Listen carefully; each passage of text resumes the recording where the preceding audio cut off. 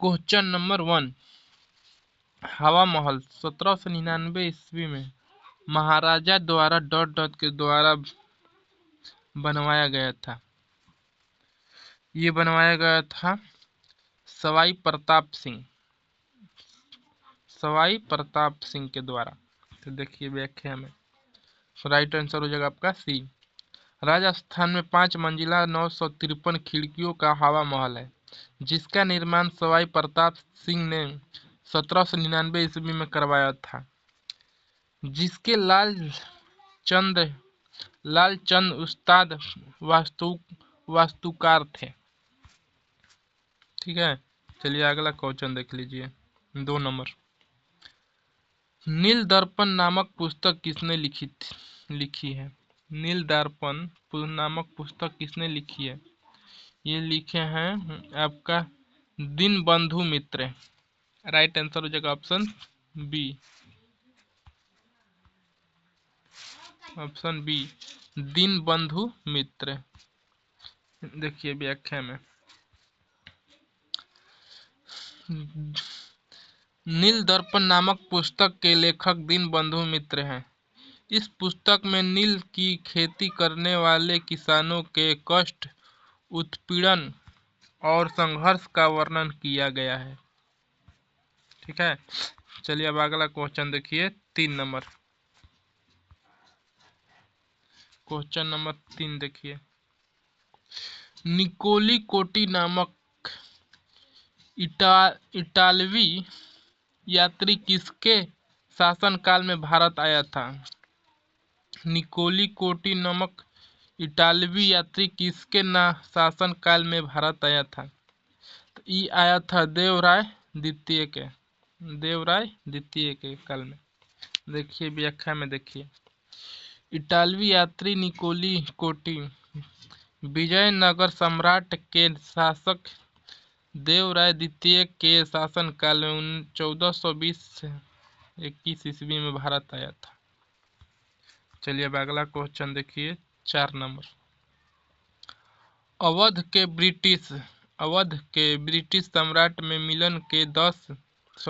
मिलन के समय अवध के नवाब कौन थे? ये थे वाजिद अली शाह थे नवाब। राइट आंसर हो जाएगा ऑप्शन ए, वाजिद अली शाह। चलिए अब अगला व्याख्या देखिए। ब्रिटिश गवर्नर लॉर्ड डलहौजी ने अवध में कुशासन का आरोप लगाकर इसे ब्रिटिश सम्राट में मिला लिया। उस समय वहां का शासक वाजिद अली शाह था। यह डलहौजी के व्यापकगत सिद्धांत के अनुरूप था। ठीक है, चलिए अब अगला क्वेश्चन देखिए। 5 नंबर, असहयोग आंदोलन प्रारंभ होने का कारण क्या था? असहयोग आंदोलन प्रारंभ होने का कारण क्या था? ये कारण था जलियांवाला बाग हत्याकांड। इसका व्याख्या देखिए। जलियांवाला बाग हत्याकांड के विरुद्ध में महात्मा गांधी ने असहयोग आंदोलन 1920 से 1922 शुरू किया गया था।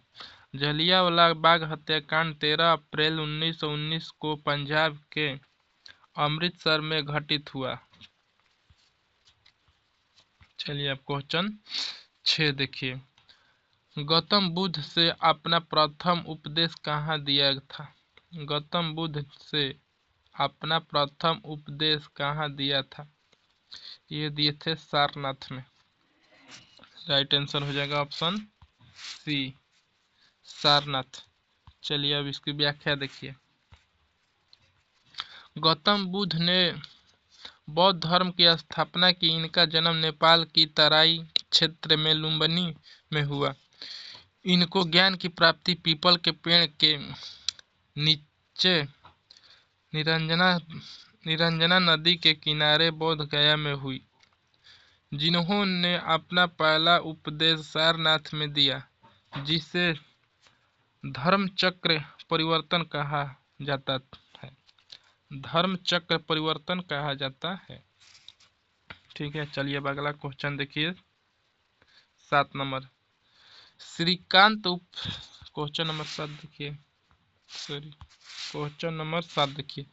श्रीकांत उपन्यास के रचनाकार हैं, कौन है? ये है आपका शरत चंद्र।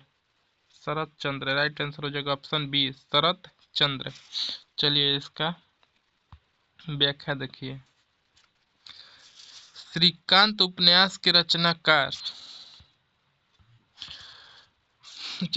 शरत चंद्र हैं, जिनके अन्य उपन्यास दाता देवदास, अरक्षणीता, गृहदास, निष्कृति आदि है। चलिए क्वेश्चन नंबर 8 देखिए। महात्मा गांधी के राजनीतिक गुरु के रूप में किसे जाना जाता है? महात्मा गांधी के राजनीतिक गुरु के रूप में किसे जाना जाता है? ये आपको जाना जाता है गोपाल कृष्ण गोखले को। राइट आंसर हो जाएगा आपका डी, गोपाल कृष्ण गोखले। चलिए इनकी व्याख्या देखिए। महात्मा गांधी के राजनीतिक गुरु के रूप में गोपाल कृष्ण गोखले को जाना जाता है। गोपाल कृष्ण गोखले भारत के एक स्वतंत्रता सेनानी, समाज सेवी, विचार एवं सुधारक थे। गोपाल कृष्ण गोखले के गुरु का नाम महादेव गोविंद रानाडे था। ठीक है ना। चलिए अब क्वेश्चन नंबर 9 देखिए।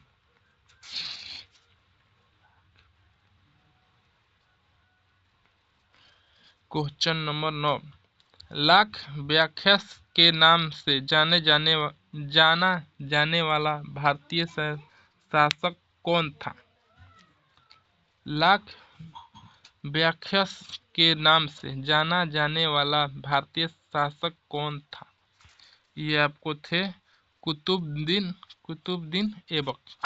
चलिए व्याख्या देखिए क्वेश्चन नंबर 9 के। लाख व्याख्यास के नाम से जाना जाने वाला शासक कुतुबुद्दीन ऐबक था। कुतुबुद्दीन ऐबक गुलाब वंश के संस्थापक थे। लाख व्याख्यात का अर्थ है लाखों का दान देने वाला। इन्होंने दिल्ली में कुतुब मीनार को नींव रखी थी। ठीक है ना। चलिए अब अगला क्वेश्चन देखिए 10 नंबर। भारत का उष्णकटिबंधीय वन शोध संस्थान डॉट में स्थित है। कहाँ स्थित है? तो ये आपको जबलपुर। इसका 10 का राइट आंसर हो जाएगा ऑप्शन बी, जबलपुर। चलिए व्याख्या देखिए। भारत का उष्णकटिबंधीय वन शोध संस्थान जबलपुर मध्य प्रदेश, केंद्रीय वन अनुसंधान संस्थान देहरादून। ठीक है ना। चलिए अब क्वेश्चन नंबर 11 देखिए। सूर्य सहित सभी तारों में ऊर्जा का स्रोत है। सूर्य सहित सभी तारों में ऊर्जा का स्रोत है। क्या स्रोत है? तो देखिए, हीलियम नाभिकों का हाइड्रोजन नाभिकों में संलयन।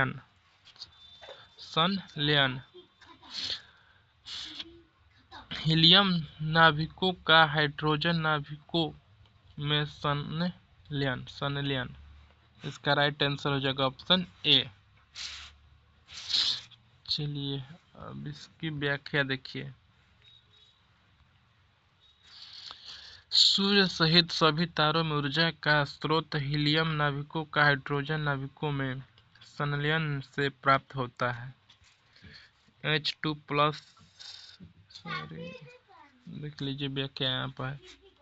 चलिए अब अगला क्वेश्चन देखिए 12 नंबर। बिहार के जिले में नागी बांध स्थित है। नागी बांध स्थित है। कहाँ स्थित है? तो ये आपको स्थित है जमुई में। इसका राइट आंसर हो जाएगा ऑप्शन ए, जमुई में। चलिए इसकी व्याख्या देखिए। नागी बांध पक्षी अभय अभयारण्य झारखंड की सीमा के पास बिहार के जमुई जिले में स्थित है। 2004 में इसे पक्षी अभयारण्य अभयारण्य क्षेत्र घोषित किया गया है। इस अभयारण्य में सफेद वाघटेल काले रंग के रेड स्टार महत्वपूर्ण पक्षी पाए जाते हैं। चलिए अब क्वेश्चन नंबर 13 देखिए। भारत में कोयले के भंडार और उत्पादन के संबंध में सबसे अमीर राज्य है कौन है? तो इसका राइट आंसर हो जाएगा, देखिए इसका राइट आंसर हो जाएगा ऑप्शन ए, झारखंड। ठीक है ना।